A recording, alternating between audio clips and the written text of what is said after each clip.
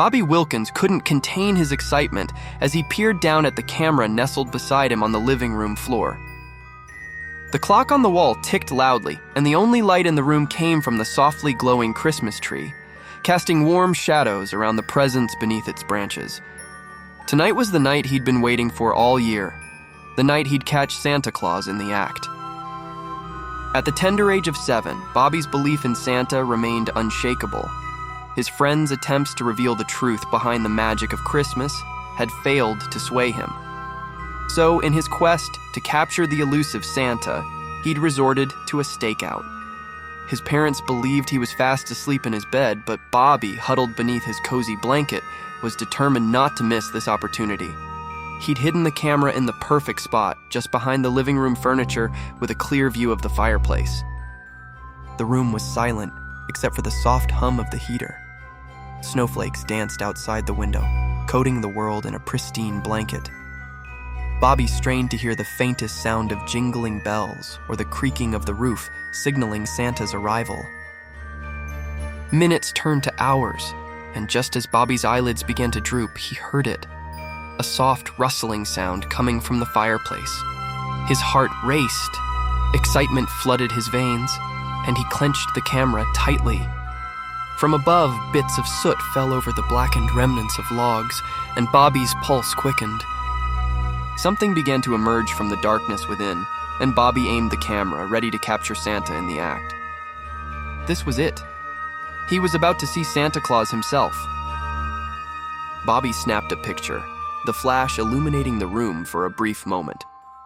His eyes widened, and he quickly glanced at the camera's display. What he saw chilled him to the bone. The figure in the photograph was not the Santa he'd imagined. This was something entirely different. It was inhuman, pale in color, spindly arms and legs, covered in a black, tattered, hooded cloak. Its face appeared twisted and malicious. Its eyes, cold and predatory, cast a red glow and seemed to pierce through the photograph, locking onto Bobby's. Bobby was frozen in fear, unable to speak, unable to scream. The thing's whispery voice seemed to mock the spirit of Christmas, its words laced with an unnatural edge. "Bobby," he chuckled. "you've been a naughty boy." Bobby's heart pounded, his innocent belief now drowned in dread. He wanted to scream, to call for his parents, but fear left him mute. The eerie glow of the being's eyes was mesmerizing, the unearthly light luring Bobby into a trance. The figure leaned down, his sulphurous breath washing over the child. "Christmas cheer is such a fragile thing. He hissed, his tone menacing. So easily taken away." In the presence of the villainous thing, the joy and warmth of the holiday began to wither and wane. The living room seemed to grow darker, and the treasured ornaments on the tree dulled as if their sparkle had been stolen, and then began to drop onto the floor one by one. Paralyzed by fear and enchantment, Bobby watched as the sinister figure reached out towards him.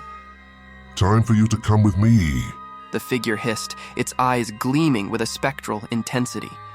The air turned colder, and Bobby's quickening breaths came out in little, white puffs of mist. Summoning every ounce of courage, Bobby snapped out of his trance.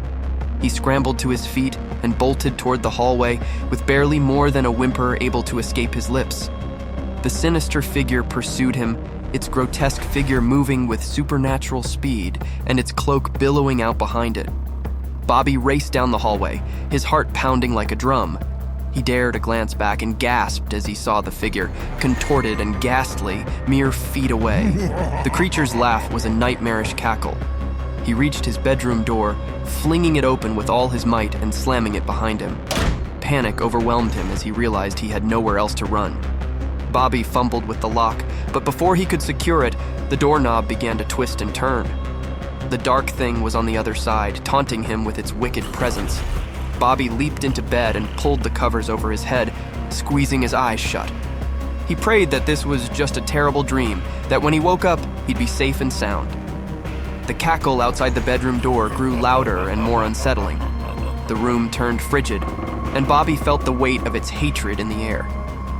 He had seen something he was never meant to see, and it was coming to claim him. The chill settled over Bobby, and he felt his covers being pulled away from him, the creature's clawed fingers digging into the fabric. Soon, the thing's face loomed inches above his own, and its eyes cast its unearthly red glow over him. Bobby trembled in horror beneath the monstrous visage, certain that this was the end. The creature smiled broadly and touched a finger to Bobby's nose. I have what I came for. It said in its vile whisper and pulled itself away from the boy. Thank you. And then, as suddenly as it had come, the sinister presence vanished into the shadows, the chill in the air fading. Tears welled in Bobby's eyes as he realized his joy had been shattered. The magic of Christmas now felt distant and tainted, and he longed only for the comfort and safety of his parents. Finally, Bobby found his voice and screamed.